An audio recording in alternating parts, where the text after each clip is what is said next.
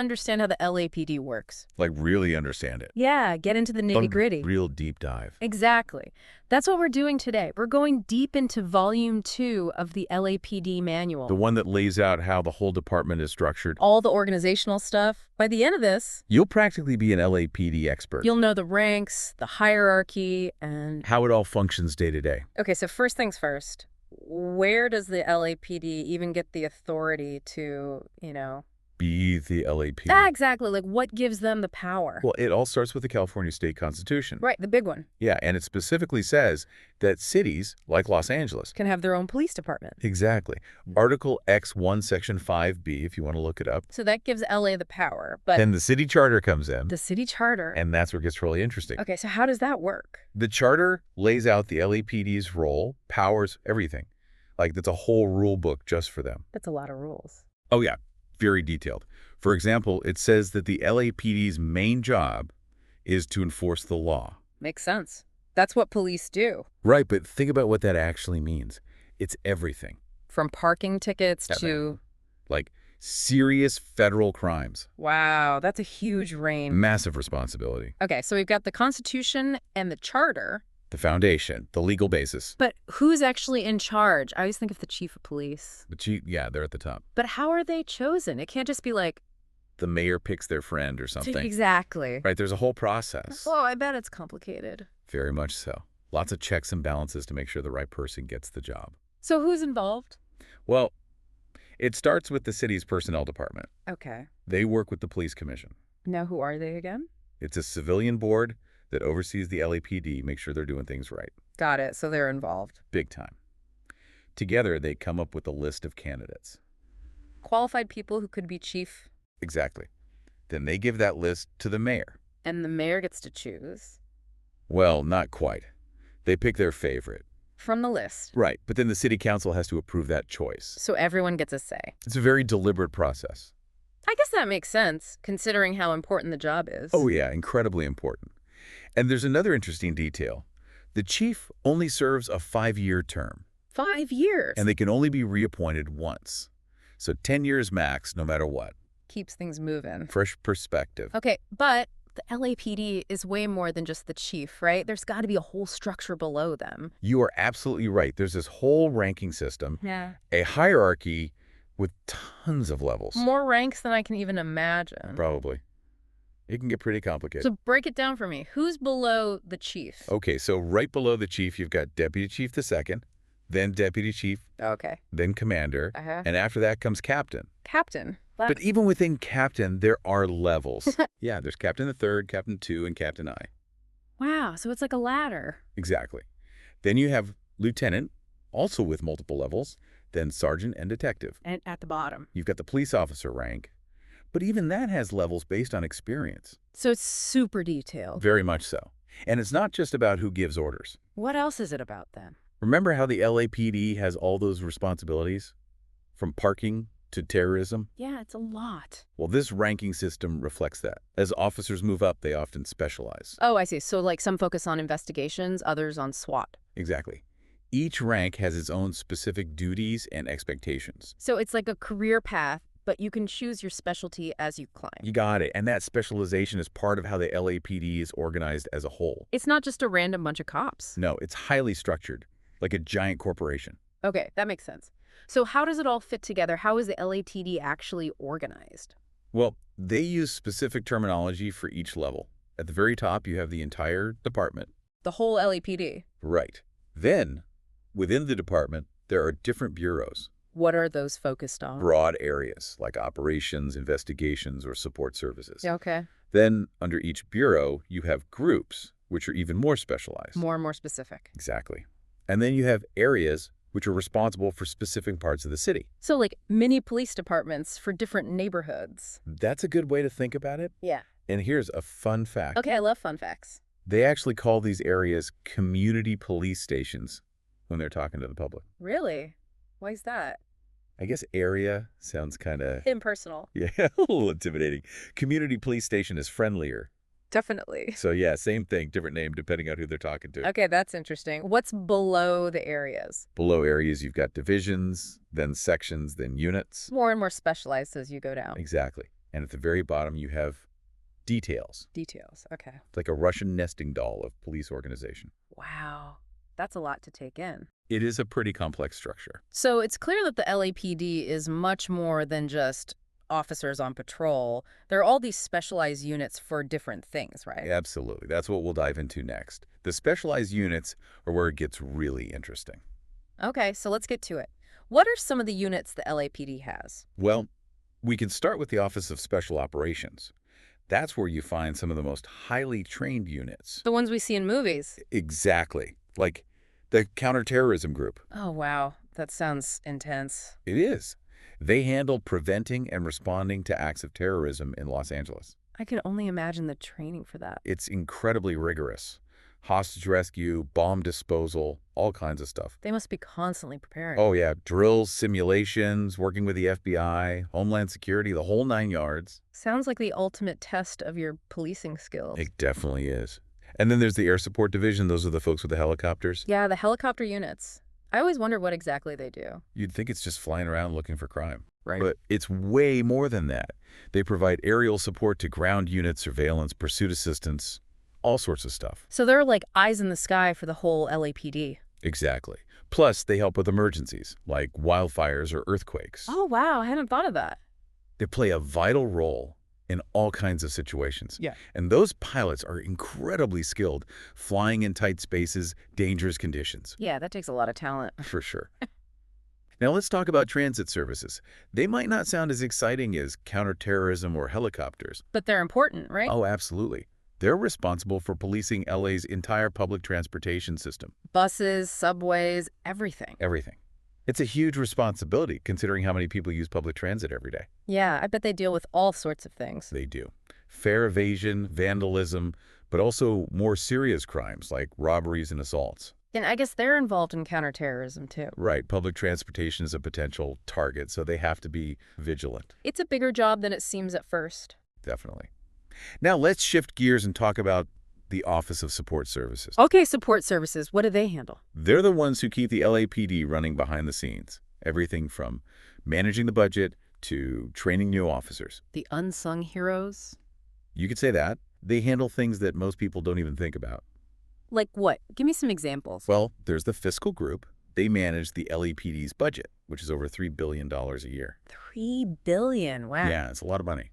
Salaries, equipment, technology, everything the LAPD needs to function. I bet that's a complex job. It is. They also handle grant management, financial reporting, making sure everything is accounted for. Making sure there's no funny business. Exactly. Then you have the training group, who are responsible for, well, training. For all the different roles within the LAPD? Exactly. They have programs for everything, from basic recruit training to specialized courses in investigations, firearms, all sorts of things. They must be constantly updating their curriculum. Oh, yeah, keeping up with new challenges, best practices, all that. Yeah. And it's not just about tactical skills. What else do they focus on? Ethics, de-escalation techniques, community engagement. So it's about more than just, Being tough. yeah, it's about being well-rounded and prepared for anything. Exactly. They want officers who are skilled, ethical, and connected to the community. That's really important, especially these days. It is. And finally, you have the communications division. What they do? They're like the central nervous system of the LAPD. They handle all the 911 calls, dispatch units to incidents, coordinate communication between different parts of the department. So they're the first point of contact for anyone who needs help. Exactly. They play a vital role in public safety and have to be able to handle a lot of pressure. It sounds like a really demanding job. It is. Okay, so we've covered some of the key players in the LAPD, but we haven't talked much about oversight. Right. Who's making sure all these units are operating ethically, effectively? That's a great question. That's exactly what we'll dig into next. Okay, so oversight. This is a big one. I mean, we've been talking about all these different units, specialized teams, and all this power. But how does the LAPD make sure everyone's playing by the rules? Right, because power without accountability. Yeah, that's a recipe for disaster. Exactly. Okay. So the LAPD has a few layers of oversight. We talked about the police commission, which is like the big picture oversight. The big bosses. Yeah. But there are also systems within the LAPD itself to investigate, If an officer is accused of misconduct. Right, if there are allegations of wrongdoing. And that's where the Professional Standards Bureau comes in. Okay, that sounds serious. It is. They're like the Internal Affairs Division of the LAPD. Their whole job is to look into these accusations, make sure things are being handled properly. So like police policing the police. Exactly. And they have different groups for different types of allegations. Oh, so it's not just one big. For all. Yeah, it's organized. Very much so. For example, there's the Force Investigation Group. They handle incidents where officers use force, like shootings. So they're the ones who... Investigate those cases thoroughly. Wait, so how is that different from the Use of Force Review Board? Didn't we talk about them earlier? Yeah. It can get confusing with all these groups. Think of it this way.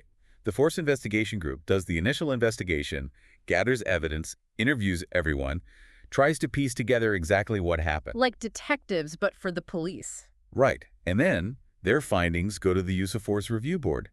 And the board is responsible for evaluating if the force used was justified. If it was within policy, all that. Exactly. So one group investigates, and the other group reviews and makes recommendations. Makes sense. Okay, but what about accusations that don't involve use of force? Like, I don't know, corruption or something. That's where the Internal Affairs Group comes in. They investigate all kinds of things. Theft, bribery, discrimination, even just unprofessional conduct. So they're making sure everyone is following the rules and behaving properly. You could say that. It's a tough job, having to investigate your own colleagues. Yeah, I can imagine. But it's super important for maintaining public trust.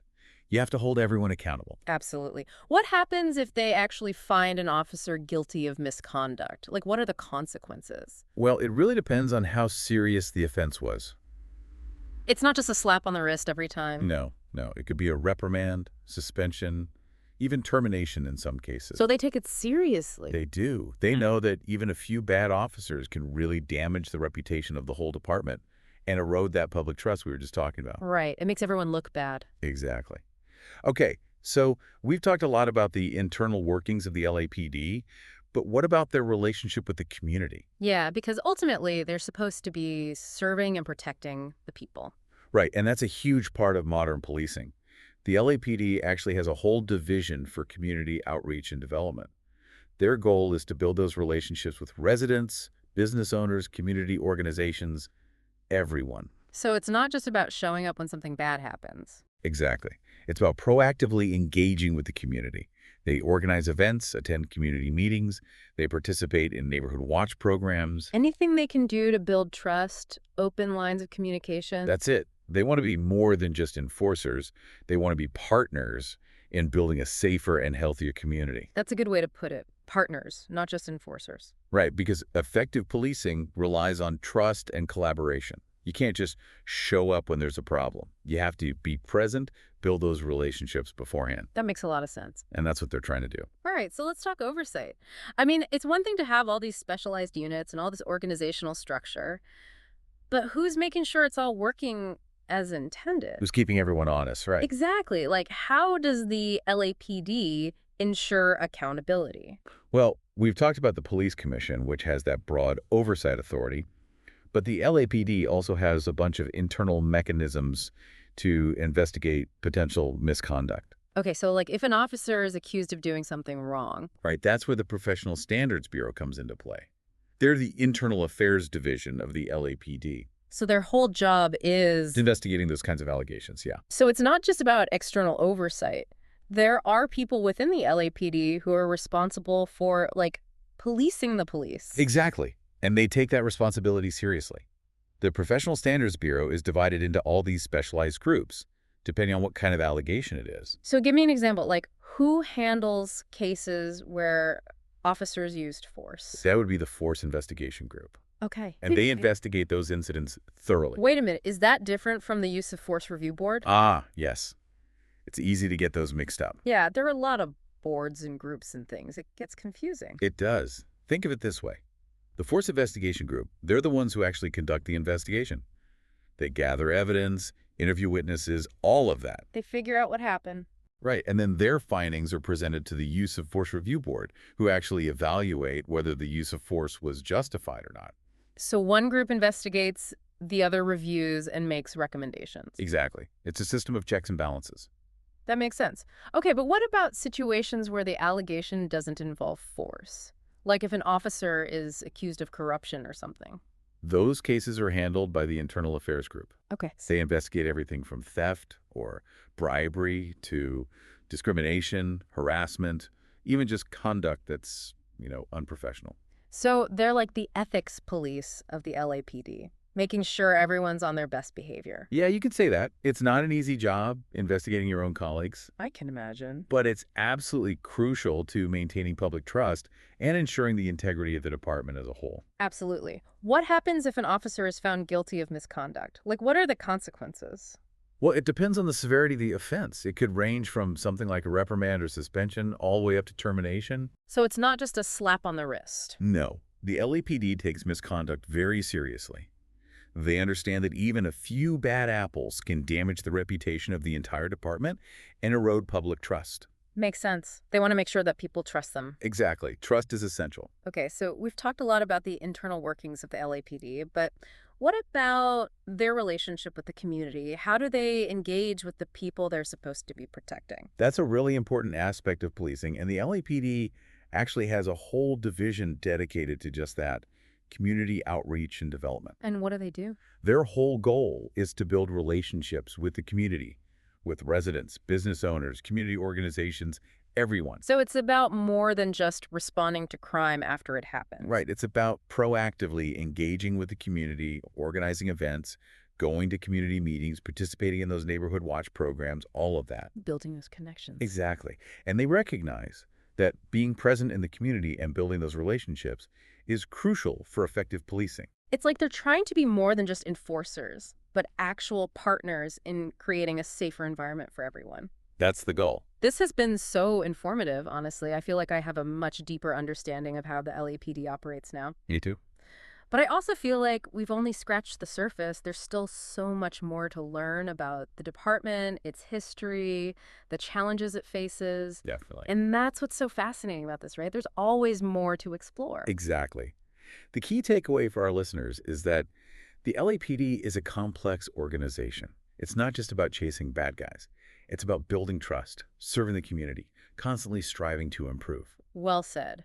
And to our listeners, I encourage you to keep learning, keep asking questions, keep engaging in those conversations about how we can create a safer and more just society for everyone. Until next time, keep exploring.